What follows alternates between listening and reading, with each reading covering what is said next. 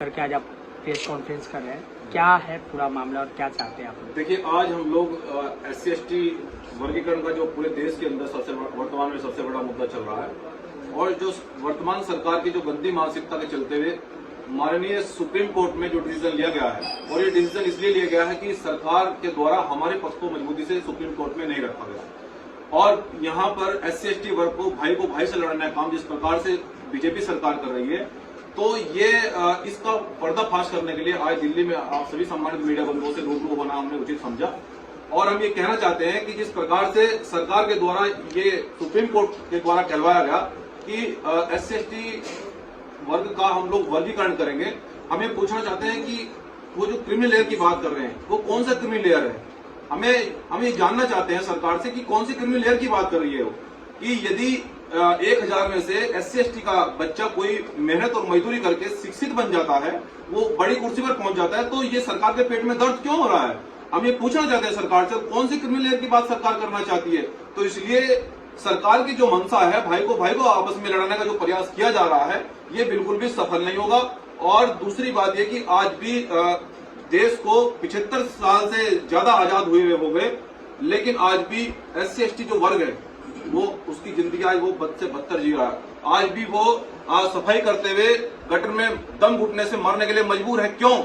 आखिर आज भी वो शिक्षा ग्रहण क्यों नहीं कर पा रहा है? आज भी वो उसको मूंछ रखने पर, घोड़ी चढ़ने पर आज भी उसको बेरहमी से क्यों मारा जा रहा है? देखिए, बाबा साहब डॉक्टर अम्बेडकर ने आरक्षण हमें इसलिए दिया कि गैर बराबरी जो है ना वो आए और सब लोग समान आए। जो दबे हुए लोग हैं, जो जिनको आज तक अधिकार नहीं मिला, जो पिछड़े हुए लोग हैं, वो समान आए, इसलिए आरक्षण की आवश्यकता पड़ी। लेकिन जो लोग कहते हैं कि अब आरक्षण की आवश्यकता नहीं है, लेकिन आज भी हम ये कहना चाहते हैं, मीडिया के माध्यम से बताना चाहते हैं कि आज भी देश के अंदर जो SC/ST लोग हैं, जो दलित लोग हैं, आज भी उनकी हालत बद से बदतर है। आज भी वो लोग उनकी आर्थिक और सामाजिक गैर बराबरी नहीं हो पाई है।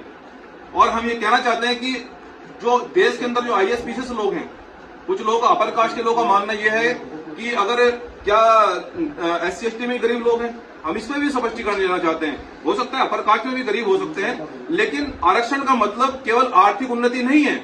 आरक्षण का मतलब सामाजिक बराबरी भी है, जो कि आज तक SC/ST को नहीं मिल पाई है। इसका सबसे बड़ा उदाहरण यह है कि जितने देश के अंदर IAS और PCS हैं, जब अपर कास्ट के व्यक्ति को यह पता लगता है कि ये SC कैटेगरी का व्यक्ति है, तो उसके साथ में जातिगत उत्पीड़न किया जाता है।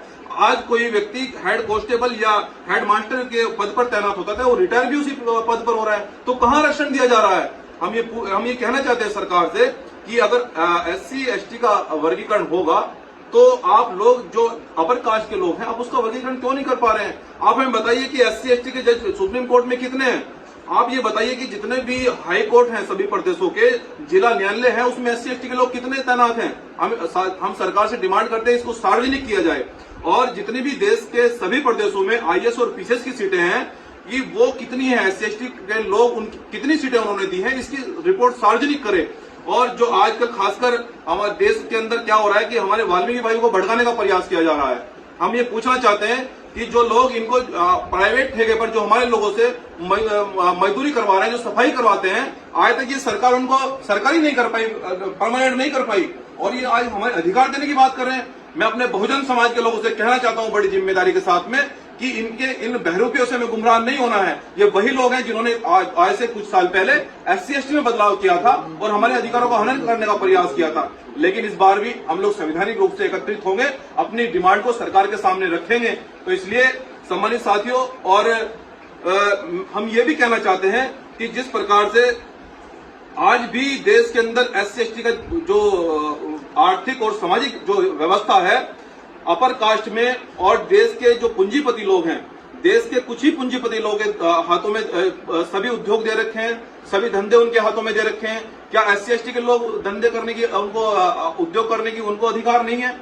ये जानबूझकर सरकार उनको कई हजार करोड़ रुपए उनको लोन देती है, और जब SC/ST को लोन देने की बात आती है, जब SC/ST के लोग उद्योग लगाने की बात करते हैं, तो उनको गोली देकर टरका दिया जाता है। इसलिए हमारे लोग आज भी आर्थिक और सामाजिक रूप से पिछड़े हुए हैं, इसलिए वो ऊपर नहीं उठ पा रहे। इसलिए हम ये कहना चाहते हैं सरकार से, इसलिए हमें आज भी आरक्षण की आवश्यकता है। आज भी हम आजादी के इतने बाद भी हम लोग समान नहीं आ पा रहे हैं, आज भी हमारा समाज पिछड़ा हुआ है।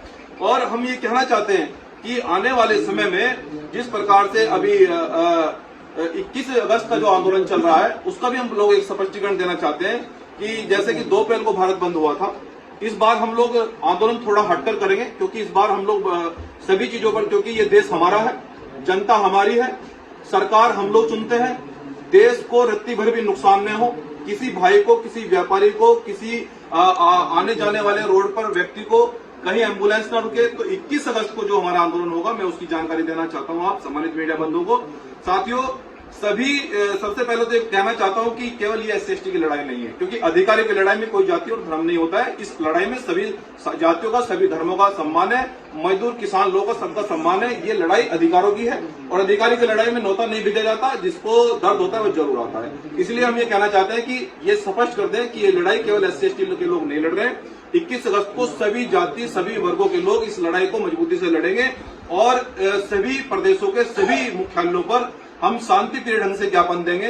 जैसे कि कुछ लोग ये भ्रम फैला रहे हैं कि देश बंद होगा, कोई बाजार बंद नहीं होगा, बल्कि जितने भी बाजार में व्यापारी हैं उनको साथ लेकर, जितने भी संगठन हैं, देश के सामाजिक संगठन हैं, उनको सम्मान पूर्वक साथ लेकर इस आंदोलन को हम लोग मुख्यालयों पर ज्ञापन देंगे कि हमारी डिमांड क्यों है, आखिर SC/ST का वर्गीकरण किस प्रकार से नहीं किया जाना चाहिए, हमारी डिमांड और जितनी भी हमारी डिमांड है उसको संवैधानिक रूप से रखेंगे। इसलिए किसी प्रकार से गुमराह होने की आवश्यकता नहीं है। और मैं अपने बहुजन समाज के लोगों को भी ये भी संदेश देना चाहता हूं कि किसी प्रकार से गुमराह होने की आवश्यकता नहीं है। जो व्यक्ति असंवैधानिक गतिविधि 21 अगस्त को करेगा उसके खिलाफ निश्चित रूप से वो वीडियोग्राफी में, क्योंकि ये आंदोलन 21 अगस्त को पूरा वीडियोग्राफी में होगा, क्योंकि हो सकता है कि हमारे आंदोलन को जिस प्रकार से 2 अप्रैल में बहुत सारे बाहर के मनुवादी लोगों ने खराब कराने का प्रयास किया, तो बहुजन समाज के युवाओं को भी हमारा संदेश है कि पूरा आंदोलन वीडियोग्राफी में किया जाए।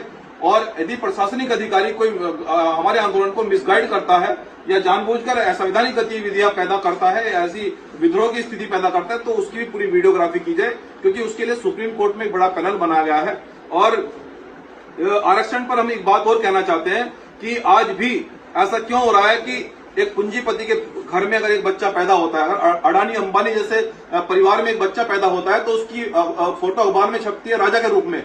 और आज भी अगर दलित समाज के या SC/ST वर्ग के बीच में कोई अगर बच्चा पैदा होता है तो बिना दवाई के मर जाता है। ये क्यों हो रहा है? आखिर ये कब तक चलेगा? हमें पूछना चाहते हैं, ये गैरबराबरी कब तक चलेगी? ये असमानता, ये आर्थिक गैरबराबरी, हम इसको किसी भी सूरत में बर्दाश्त नहीं करेंगे। और आरक्षण हमें देना पड़ेगा सरकार को। जब तक बराबरी नहीं आएगी हम आरक्षण लेकर रहेंगे। आरक्षण हमारा संवैधानिक अधिकार है और जिस प्रकार से सुप्रीम कोर्ट में हमारा मजबूती से पक्ष नहीं रखा गया, हम उस पर कहना चाहते हैं कि आर्टिकल 13, 14, 15, 16 का ये वायलेंस हुआ है।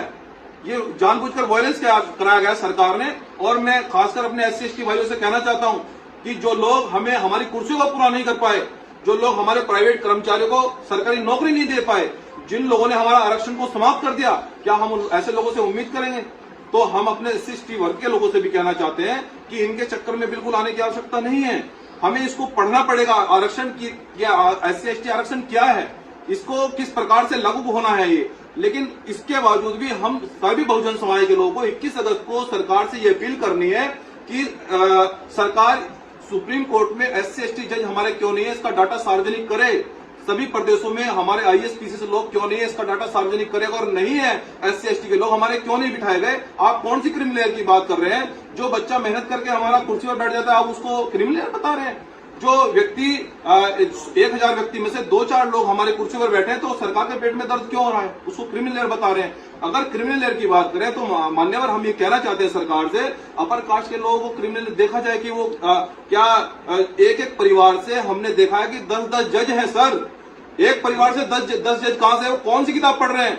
वो हमारे SC/ST लोगों को भी बता दें कि वो कौन सी किताब पढ़ रहे हैं। हम अपने SC/ST लोगों को भी वो किताब पढ़वा देंगे। हमें पता है किस सब पेपर लीक होते हैं, किस प्रकार से वो जज बने, हमें जानते हैं हम लोग। लेकिन अगर जांच पर बात आई है तो सर जांच पूरी होगी और पूरे देश के अंदर सभी वर्गों की जांच होगी। SC/ST की वर्गों का वर्गीकरण नहीं होगा। जो अपर कास्ट के लोग हैं उनको जो है ना, उनकी जांच होगी। वो किस प्रकार से एक ही परिवार से 10 जज कैसे बने? विधायक का बेटा ही 10 पुस्तक तक जज, वो विधायक कैसे बन रहा है? MP का बेटा ही मुख्यमंत्री कैसे बन रहा है? तो आप SC/ST पर क्यों सवाल उठा रहे हैं? आप अपर कास्ट के लोगों से बात क्यों नहीं करना चाहते? जो लोग हमारी हजारों सालों से, सैकड़ों वर्षों से हमारी कुर्सियों पर बैठे हैं, आप उसका वर्गीकरण कब करेंगे सर? ये हम पूछना चाहते हैं। आप किसको गुमराह करना चाहते हैं? और ये लड़ाई संवैधानिक है। जो लोग गुमराह करना चाहते हैं, ये लड़के संवैधानिक है। हम लोग संविधान के अनुसार अपना अधिकार मांगने आए और ये अधिकार देना पड़ेगा सर। हम लोग व्यवस्था को नहीं चलने देंगे। इसलिए हम फिर से कहना चाहते हैं कि SC ST का वर्गीकरण नहीं होगा और हम लोग संवैधानिक रूप से 21 अगस्त को सभी मुख्यालयों पर धरना देंगे। पूरा आंदोलन वीडियोग्राफी में होगा। और अब जब जांच पर बात आ गई है, जब वर्गीकरण पर बात आ गई है, तो हम इस बात का भी वर्गीकरण करा के रहेंगे कि अपर कास्ट में कितने जजेस हैं, किस प्रकार से वो जज बने, और सुप्रीम कोर्ट से लेकर हाई कोर्ट से लेकर जिला न्यायालय तक कितने जजेस हमारे हैं और कितने अपर कास्ट के लोग हैं।